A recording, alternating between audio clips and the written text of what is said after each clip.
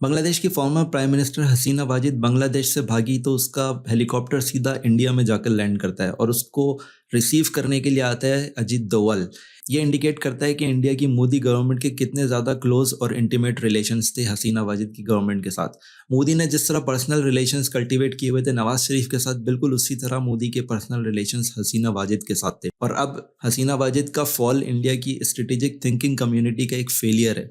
ویسے تو ہم لوگ آج کل بہت زیادہ گلوریفائی کرتے ہیں انڈیا کو، کیونکہ پاکستان کے اپنے حالات بہت زیادہ خراب ہو گئے ہیں، لیکن ان کی اپنی جو اسٹریٹجک کمیونٹی ہے ان کا بھی اوپر والا پورشن خالی ہے۔ یہ میں اس وجہ سے کہہ رہا ہوں کہ انہوں نے اپنے تمام انڈے ایک ہی باسکٹ میں رکھے ہوئے تھے، اور وہ باسکٹ تھی شیخ حسینہ واجد کی، اور اس باسکٹ کو تو بنگلہ دیشیوں نے لات مار کے پھینک دیا ہے، اور جتنے بھی انڈے تھے انڈین مودی گورنمنٹ کے وہ سارے کے سارے ٹوٹ چکے ہیں۔ جب پوری دنیا حسینہ واجد کی ہیومن رائٹس وائیولیشن کے خلاف شور مچا رہی تھی، اس وقت انڈین گورنمنٹ پوری طرح اس کو بیک کر رہی تھی۔ یہ وائیولیشنز اتنی زیادہ ہوئیں کہ گورنمنٹ فال کرنے سے ایک رات پہلے بنگلہ دیش کے چیف آف آرمی اسٹاف نے حسینہ واجد کو کہا کہ اب جو مزید انہوں نے کریک ڈاؤن کا اور لاک ڈاؤن کا آرڈر دیا اس کو امپلیمنٹ نہیں کیا جا سکتا، اور اس کے بعد آپ سب کو پتہ ہوگا جو ان کو 3 گھنٹے کا ٹائم دیا گیا جس کے اندر انہیں ریزائن کر کے واپس بھاگنا تھا۔ اور کہا جاتا ہے کہ اس میں اس کے جو بہت ہی گھٹیا سوچ کا اس کا بیٹا ہے، اس نے بھی اس کو کنونس کیا کہ وہ وہاں سے بھاگ جائے۔ شیخ حسینہ واجد 1980s میں بنگلہ دیش کی پولیٹکس میں انوالو ہوئی۔ 1975 میں شیخ مجیب الرحمان جو کہ بنگلہ دیش کا فاؤنڈر تھا، اس کو ایک بلڈی کو میں بنگلہ دیش کی گورنمنٹ نے قتل کر دیا تھا اور اس کی پوری فیملی کو وائپ آؤٹ کر دیا تھا۔ اس وقت شیخ حسینہ واجد بنگلہ دیش سے باہر تھی،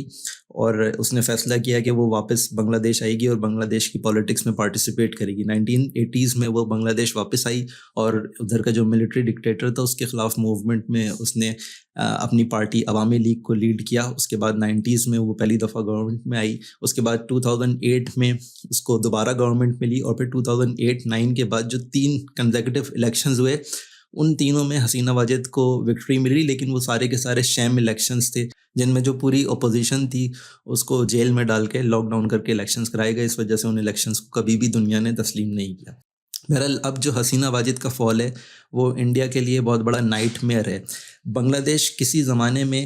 جب بنگلہ دیش کی ملٹری کو پاکستان کے کلوز سمجھا جاتا تھا، اور یہ سمجھا جاتا تھا کہ بنگلہ دیش کی ملٹری پاکستان کے قریب ہے، لیکن اب بنگلہ دیش انڈیا اور چائنا کے درمیان جو پولیٹیکل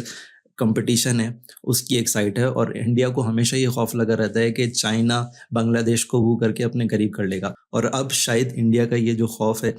اس کے قریب ہونے کے بعد قریب آ رہے ہیں۔ اسی وجہ سے آپ آج کل سنیں گے کہ انڈیا بہت زیادہ ہیومن رائٹس وائلیشن کا اچانک انڈیا کو پتہ چلا ہے، اور اس نے شور مچانا شروع کر دیا کہ بنگلہ دیش کی ہندو کمیونٹی کو خطرہ ہے۔ یہ سب ہو سکتا ہے کوئی ایک آدھ واقعات ایسے بھی ہوں، لیکن ایسے ہوئے بھی ہوں، لیکن یہ زیادہ تر انڈیا کی طرف سے صرف ایسا شور اس لیے مچایا جا رہا ہے کیونکہ انڈیا کو پتہ ہے کہ اس کا فیوچر بہت بلیک ہے بنگلہ دیش کی پولیٹکس میں۔ ان کا واحد چانس یہ ہے کہ وہ کسی طرح جو بنگلہ دیش کی ملٹری ہے